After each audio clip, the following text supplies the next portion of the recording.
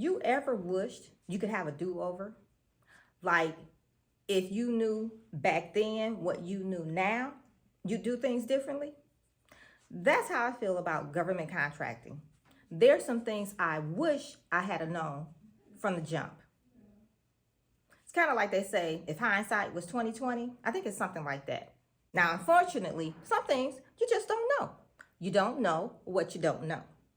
Now, in this video, I'm sharing a few things I wish I had known when I first started out as a government contractor. And hopefully, these things will be helpful for you as you begin your journey to becoming a government contractor.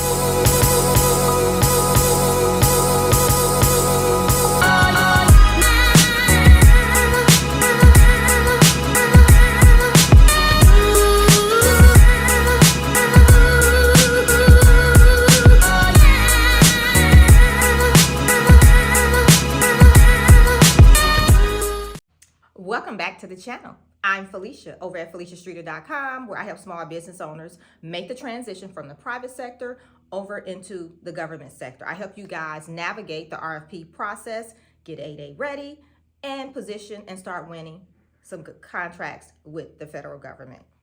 If you're looking to grow your business to $1 million a year and beyond as a government contractor, make sure you subscribe to this channel. Turn on the notification bell so you don't miss out on any other videos that we drop right here on this channel. Oh, and if you haven't already, make sure you grab the 5 keys to your $1 million year as a government contractor. It's a free resource I created just for you, and I'll put the link down below. Here's something my clients know for sure. Once they become a part of my community, they can rest assured that I will give them answers to the questions that they don't even know to ask. All right, so let's get into 5 things I wish I had known when I first started out as a government contractor. The first thing I wish I had known, the time frame to win a contract. Now, this is a question I get asked often. Well, how long do you think it'll take for me to win my first contract? Well, how long do you think it'll take for me to get my certifications? Or how long do you think it'll take for me to do this or that within the government sector? So everybody has that question probably. And here's the first thing I say. Government contracting, it is not a quick fix. And it's not a get rich quick kind of thing either. It takes time. You have to learn how to navigate the government RFP process. You have to build a solid foundation. So when you ask me that question, my answer remains the same. I don't know. Really, I don't. That's a question that you should really ask yourself. You know what effort you'll put in, how fast you're going to move through the process as far as doing the things you need to do. I can't answer that for you. You have to answer that for yourself. And really, it's an open-ended question with so many variables. There's so many things that impact the timeline from getting you from where you start and getting you to the finish line.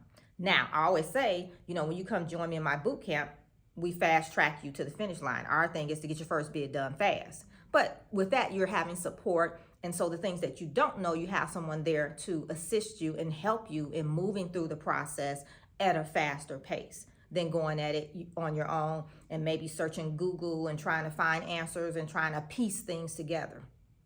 And so here's the thing, without even counting the time for, getting your registrations done, getting your certifications done and receiving those back, it could still take months before you even bid a contract.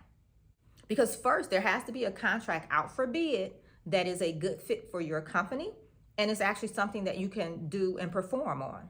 And then here's the reality. Just because you bid a contract does not mean you'll win the contract. So here's the thing. This is what I like to tell people. If you have a time frame in which you want to, start in government contracting, if you have a time frame to where you want to bid a contract, say in the next 3 to 6 months or even a year, theoretically, you should be starting right now. Because it's going to take time for you to ramp up and get your business ready. Plus, you have to find opportunities that's out for you to bid and be prepared. So in essence, I want you to give yourself some runway, some time to ramp up your business and get it ready. So when the opportunities do come out, you're ready. And one of the things will also help you with that is the forecast. But then you need to know, which agencies are putting out the type of contracts that you're going to bid and things like that. So again, there's some other things you need to know, right? You don't know what you don't know. So If you're thinking in the next year, you want to start bidding some contracts, winning contracts with the government, start now. And if your timeline is 3 to 6 months, you should have started a long time ago. So now is the time. So the second thing I wish I had known was the advantages for small businesses. I mean, I had kind of heard about it, probably like you, but I did not really fully understand the magnitude of the advantages, because the government sets aside trillions of dollars every year for small businesses. And I'm talking about small businesses in general, woman-owned small businesses, service-disabled veteran-owned small businesses, and they have other categories as well. But small businesses, they're setting aside contracting dollars every year specifically for you, for us, small businesses. And I didn't know money was being left on the table. Think about it. If you're just hearing about this for the first time, you're leaving money on the table. If your business is not set up and ready to take advantage of the opportunities that the government is putting out, you're leaving money on the table. So yes, small businesses are leaving money on the table because a lot of them are not aware of the opportunities with the federal government, or they know about it, but they don't know how to get in the game. They don't know what steps to take. They don't know what they need to have in place. And then some of them are just out there trying to figure it out on their own, wasting time, taking years to get their business ready to navigate the government RFP process, when you could get a mentor, right? Cut that time down and get in the game. Because even if you have to pay someone to teach you this, trust me, the return on investment is there. You do the math. Go look at some of the opportunities that are out there for bid. Look at what you would pay a mentor, and then you do the math and see what your return on investment would be. My clients on the very low end, and I'm talking about those that are in my higher end programs, get a 10x return on their investment off of their first contract. And after that, it's just rinse and repeat, but you only pay me one time. So is it not worth it? So I want you to comment below. Have you learned things along the way that you wish you had known in the beginning because you feel like it would have fast-tracked you to getting to the finish line as a contractor with the government?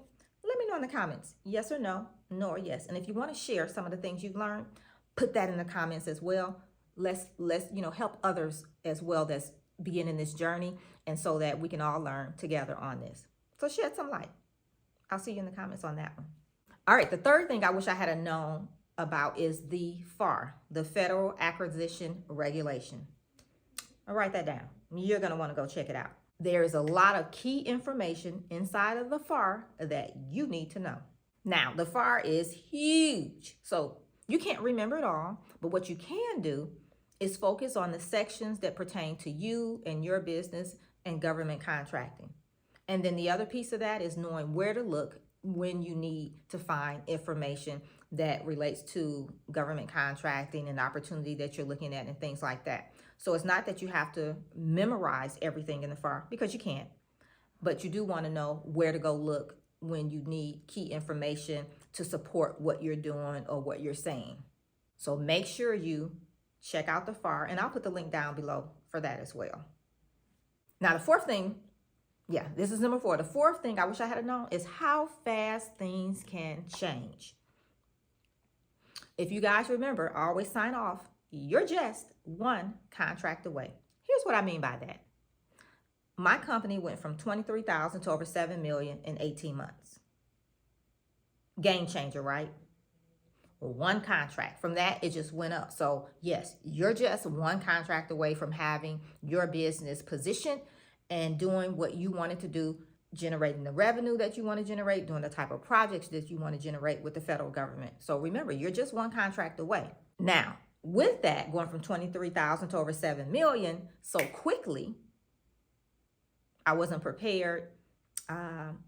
I would say my financial house wasn't in order. I didn't have the tax strategies that I needed to have in place at that point, because think about it. One year you make 23,000, the next year 7 million. Yeah. Let me just say, make sure you have a financial planner and your tax people in-house. And when I say in-house, on your team, right? Make sure you have the resources that you need to support that growth, and making sure you can maintain and keep as much of that money as possible, because you do know we have to pay taxes. So the question is, when you start winning government contracts, if you were to make the transition like I did, and that was over 18 months, you could even do it faster, right? If you have someone teaching you, right? Would you be ready? Would your financial house be in order? And I'm talking about taxes and all. Because you want to have, your structure set up correctly to shelter as much of your money as possible. Now, disclaimer, I'm not a CPA. I'm not an attorney. I'm not any of that. So you have to get your own have them teach you what you need to know in that regard and support you in that area. I'm just telling you from my personal experience what happened for me. The fifth thing I wish I had known is these tiers that we have when you're a subcontractor, and how that all works. Because you can be a tier 1 sub, a tier 2 sub, a tier 3, 4, 5, all the way down the totem pole. What I now know, I don't want to go below a tier 2 sub, and here's the reason why. And this is a horror story I hear a lot of times, where people are subcontractors, they don't get paid, or they don't get paid all of their money, they get shortchanged. I've heard all the horror stories. I've even lived some. But here's the thing, if you're a tier 2 sub or above, then you can go after the prime's bond and get paid. When you're a tier 3, 4, 5, 6, you have no recourse. And I think that's where a lot of you guys are finding yourselves, is you're not a tier 2 sub or above, you're below. And so when these, this is the reality.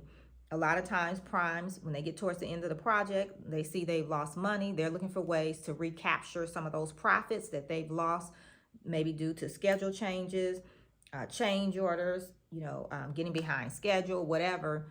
They want to keep as much of the profit as possible. And so they're going to start looking for ways to find that money. And unfortunately, they do that with the subcontractors. So, you do what you have to do. I'm not saying, don't take a project because you're a tier 3 or tier 4 sub. That's not what I'm saying. But just be aware and try to have things in place to protect you as much as you can. So there you have it. 5 things I wish I had known when I first started out with government contracting. Now, knowing is half the battle. What's the one thing you wish you had known from the start? Curious, let me know. Now, I understand you may have gaps. You don't know what you don't know. You may have started the government contracting process of, getting your business registered certifications. But here's where most people get stuck. It's in the RFP process, finding opportunities to bid and actually putting together bids, which is why I created my Contractor's Edge Bootcamp. So I'm going to put the link down below for that. If you're ready to navigate the RFP process and come to the bid table with me, I'm going to put that link down below. I also have just opened up registration for Prepared for Millions. So if you'd like to see what it looks like, what you need to have in place to become a $1 million government contractor, definitely come join us for that 2-day virtual event. I'll put that link down below as well. Also, if you know someone that's looking to get into government contracting, share this video out with them. I encourage you, maybe share it out with 3 people, 3 other people, small businesses, whoever. Share it out, share the wealth. It's free information, won't cost you anything. And then don't forget, if you haven't subscribed, go ahead and subscribe to the channel, turn on the notification bell, and give this video a thumbs up. And then remember, you're just one contract away. Bye for now.